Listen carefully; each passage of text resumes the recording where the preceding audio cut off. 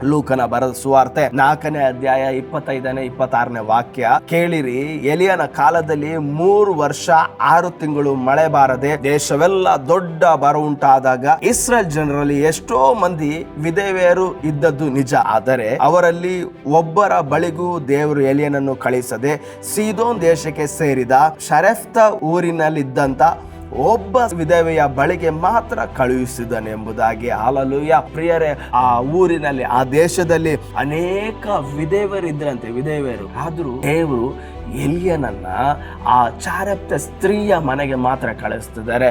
ಅವಳ ಸ್ಥಿತಿ ಹೇಗಿತ್ತಂತ ಹೇಳಿದ್ರೆ, ಇನ್ನೇನು ಊಟ ಮಾಡಿ ನಾವು ಸತ್ತು ಹೋಗ್ಬೇಕು, ಸ್ವಲ್ಪ ಮಗೆಯಲ್ಲಿ ಎಣ್ಣೆ ಉಂಟು, ಸ್ವಲ್ಪ ಹಿಟ್ಟು ಉಂಟು, ಅದನ್ನು ಕಲಸಿ ರೊಟ್ಟಿಯನ್ನು ಮಾಡಿ ನಾವು ತಿಂದು ಸತ್ತು ಹೋಗ್ಬೇಕೆಂಬುದಾಗಿ ಯೋಚನೆ ಮಾಡಿದ್ರು. ಆದರೆ ನಮ್ಮ ದೇವರು ಸಾಯಲಿಕ್ಕೆ ಇದ್ದಂಥ ಚಾರಪ್ತ ಸ್ತ್ರೀಯನನ್ನ ಬದುಕಿಸಿದಂಥ ದೇವರು ಆತನಾಗಿದ್ದಾನೆ. ಹಲ್ಲೆಲೂಯಾ.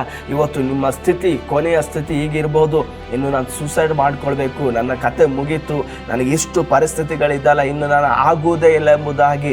ಆದರೆ ಪ್ರೀತಿಯ ದೇವ ಜನರ, ಈ ಸಮಯದಲ್ಲಿ ನಿಮ್ಮನ್ನು ನೋಡಿ ಹೇಳ್ತೇನೆ, ನನ್ನ ದೇವರು ನಿನ್ನನ್ನು ಸಾಯಲಿಕ್ಕೆ ಬಿಡುವುದೇ ಇಲ್ಲ.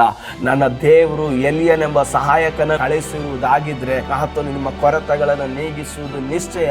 ಯಾಕೆಂದ್ರೆ ನನ್ನ ದೇವರು ಜೀವಿಸುವಂತ ದೇವರು. ಹಲ್ಲೆಲೂಯಾ. ಅವಳಿಗೆ ಕೊರತೆಗಳೇ ನೀಗಿ ಹೋಯಿತು ಪ್ರಿಯರೇ. ಹಲ್ಲೆಲೂಯಾ. ಎಷ್ಟು ಒಳ್ಳೆ ದೇವರಲ್ವಾ. ಇವತ್ತು ನಿಮ್ಮ ಜೀವಿತಗಳಲ್ಲಿ ನಿಮ್ಮ ಮಕ್ಕಳ ಕುರಿತು ಚಿಂತಿಸಬೇಡ್ರಿ. ಅವರು ಕೊರತೆಗಳಿದ್ದಾರ, ಅವರಿಗೆ ಪರಿಸ್ಥಿತಿಗಳು ಬದಲಾಗ್ಲಿಲ್ವಾ, ಇನ್ನೇನು ಎಲ್ಲ ಕೆಲಸ ಇಲ್ಲದೆ, ವೀಸಾ ಇಲ್ಲದೆ ಕೂತ್ಕೊಂಡಿದ್ದಾರ, ಚಿಂತಿಸಬೇಡ್ರಿ.